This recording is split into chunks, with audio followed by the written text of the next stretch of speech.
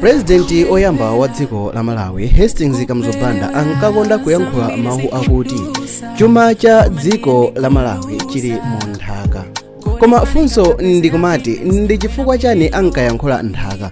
Kodi ankayankhula miyala ya mtengo wapatali imene ili mu nthaka, kapena mwina ankayankhula nkhani yokhuzana ndi chonde kuti tikadzala mbewu tikhonza kuchita bwino?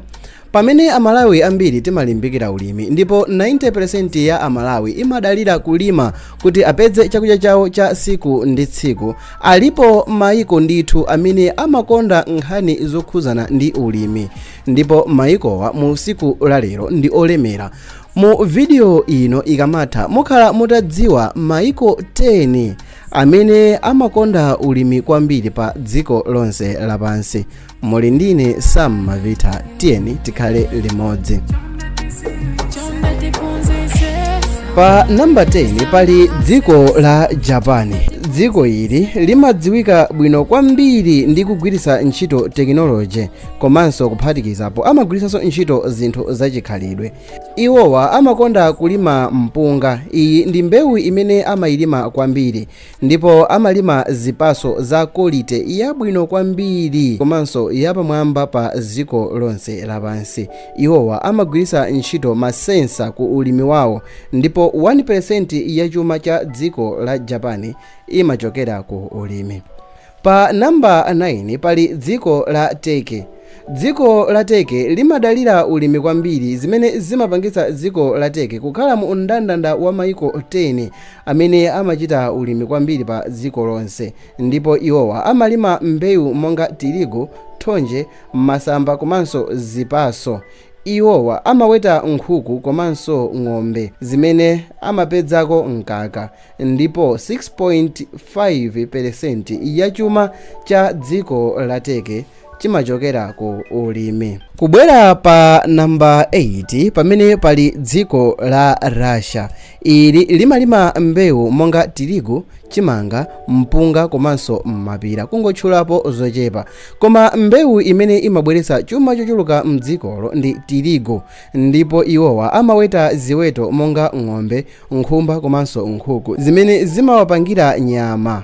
Iwowa amapezanso mkaka ku ziwetozi, ndipo 3.35% ya chuma cha Russia imachokera ku ulimi.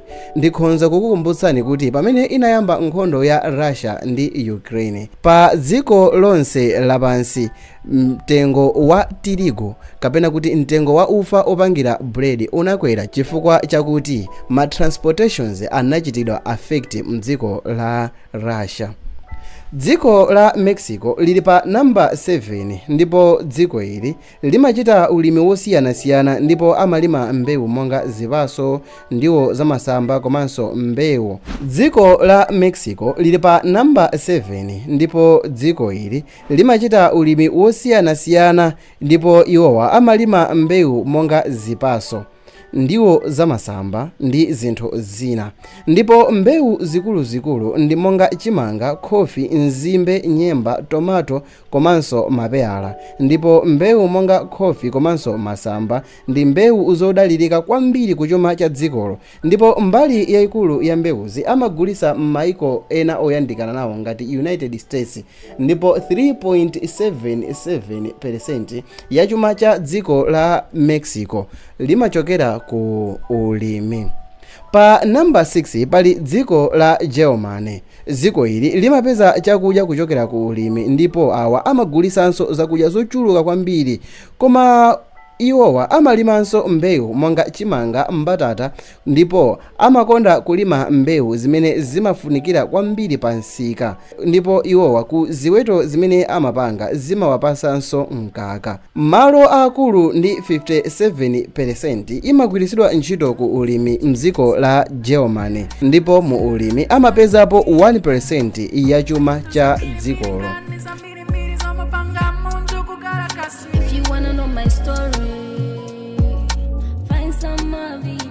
Pa namba 5 pali dziko la France.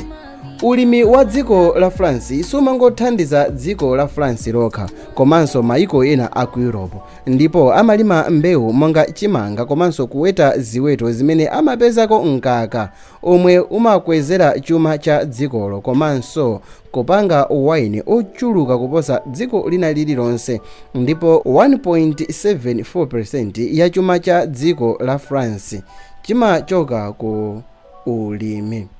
Pa namba 4 pakubwera dziko la Brazil, ndipo iloli limachita ulimi zimene zimathandiza ku chuma cha dzikolo komanso kuonesesa kuti anthu a mdzikolo ali ndi chakudya chokwanira, ndipo amalima mbewu monga soya, coffee komanso nzimbe. Ili ndi dziko limene limatulusa juwisi ochokera ku malalanje ochuluka kwambiri pa dziko lonse lapansi, ndipo kuonjezera apo Brazil misewu yake imathandiza kutumiza katundu maiko ena, zinthu zimene zinayika chuma cha dzikolo pamapo, ndipo ulimi umakweza chuma cha dziko la Brazil ndi 8.4%. Koma ngati mukuonera video itasala ndi maiko okwana atatu, palibe dziko lililonse la ku Africa limene talitchulamo, koma nkhani ndikumati mukuyembekezera dziko lina lake mu Africa kukhala mu top 3. Ngati ndi eya lolani tidziwe maganizo anu. Pa namba 3 pali dziko la United States of America. Dziko la America nalo limachita ulimi kwambiri zimene zimathandiza dzikolo kukhala ndi chakudya chokwanira komanso kugulisa, ndipo zina mwa zinthu zimene amalima monga chimanga komanso soya. Iwowa amawetanso ng'ombe. Ili ndi dziko lotukuka kwambiri poweta ziweto monga nkhuku komanso ng'ombe pa dziko lonse lapansi, ndipo 0.9% ya chuma cha dziko la America chimachokera ku ulimi. Pa namba 2 pali dziko la India. Dzikoli limadalira kwambiri ulimi pa chuma cha dzikolo komanso kuti akhale ndi chakudya chokwanira.